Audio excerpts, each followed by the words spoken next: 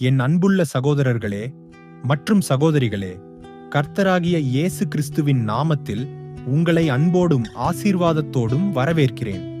இன்று தேவன் உங்களுக்கு கொடுத்துள்ள ஆசீர்வாத வார்த்தை உபாகமம் 5ஆம் அதிகாரம் 16 வசனத்தின்படி, உன் தகப்பனையும் உன் தாயையும் உன் தேவனாகிய கர்த்தர் உனக்கு கட்டளையிட்டது போல் கனம் பண்ணுவாயாக. அப்பொழுது உன் நாட்கள் நீடிக்கும். உன் தேவனாகிய கர்த்தர் உனக்கு கொடுக்கிற தேசத்தில் உனக்கு நலமாக இருக்கும். இந்த வசனத்தின் மூலம் நாம் தேவன் பெற்றோர்களை மதிக்க வேண்டும் என்று எதிர்பார்க்கிறார் என்பதை உணர்கிறோம்.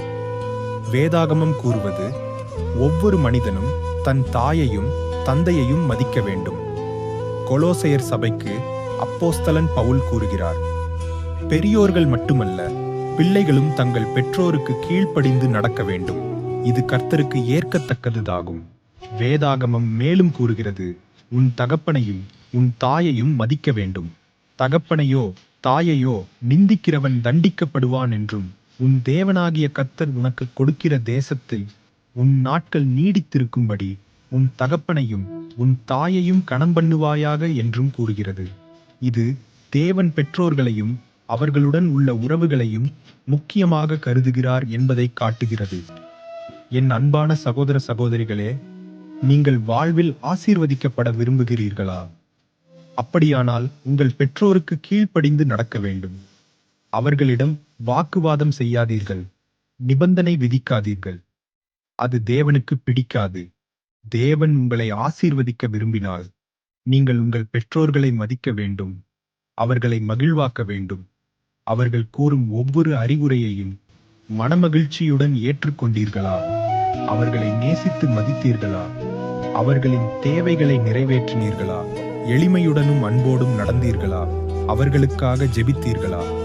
இப்போது நாம் நினைக்க வேண்டியது, பெற்றோர்களை பற்றி நேர்மையான சிந்தனைகளை வளர்த்திட வேண்டும். அவர்கள் எந்த குடும்பத்தைச் சேர்ந்தவர்கள் என்பதையும் அவர்கள் பின்னணியையும் புரிந்து கொள்ளுங்கள். அவர்களிடம் கேளுங்கள். அவர்கள் உங்களுடன் மகிழ்ச்சியுடன் பகிர்வார்கள். அவர்களை பற்றி தெரிந்து கொள்ள ஆர்வம் காட்டுங்கள். அவர்களுடன் தொடர்ந்து பேசுங்கள். அவர்கள் செய்த சின்ன சின்ன நன்மைகளையும் பாராட்டுங்கள். அவர்கள் மீது அன்பும் மன்னிப்பும் உள்ள மனப்பான்மை கொண்டிருங்கள். அவர்கள் உங்களை தவறாக புரிந்து கொண்டாலும் மன்னியுங்கள். அன்புள்ளவர்களே, பலர் தேவனின் சத்தம் கேட்க வேண்டும் என ஆசைப்படுகிறீர்கள். தேவன் உங்களிடம் பேசுவாரா என்று எண்ணுகிறீர்கள். இன்று தேவன் உங்கள் வாழ்க்கையில் பெற்றோர்களுடன் உள்ள உறவை பற்றி உங்களிடம் பேசுகிறார். தேவன் உங்களுடன் இருப்பார். உங்களை விட்டுவிட மாட்டார். உங்களை ஆசீர்வதிப்பார். உங்கள் எதிர்காலம் குறித்து தேவன் உங்களிடம் பேசுவார். யாக்கோபிடம் சொன்னதைப் போல், நான் உன்னோடு இருக்கிறேன், நீ எங்கு சென்றாலும் உன்னை காக்கிறேன் என்று உங்களுக்காகவும் வாக்கு கொடுக்கிறார். ஜெபம் செய்திடுவோம். எங்கள் அன்பு பரலோக பிதாவே, இந்த ஆசீர்வாத நாளுக்கு நன்றி. எங்களை பெற்றோருக்கு கீழ்ப்படிந்து நடக்கும்படி உதவி செய்யும். அவர்களை மதிக்கவும் அவர்களுக்கு அன்பும் மரியாதையும் காட்டவும் கற்றுக் கொடுங்கள். அவர்களை நன்றாக நடத்தவும், குறிப்பாக அவர்கள் வயதாகும்போது அவர்களை ஒருபோதும் புறக்கணிக்கவோ வாதிடவோ அல்லது நிபந்தனைகளை விதிக்கவோ கூடாது. மாறாக அவர்களிடம் கருணையுடனும் உதவியாகவும் இருக்க எங்களுக்கு உதவுங்கள். அவர்களுக்காக அன்பும் பராமரிப்பும் காட்ட எங்களுக்கு தயவு செய்து கருணை அளிக்க வேண்டும். எங்களை அன்பும் அமைதியுமுள்ள பிள்ளைகளாக மாற்றுவீராக. எங்கள் ஜெபத்தை கேட்டதற்கு நன்றி இயேசுவே.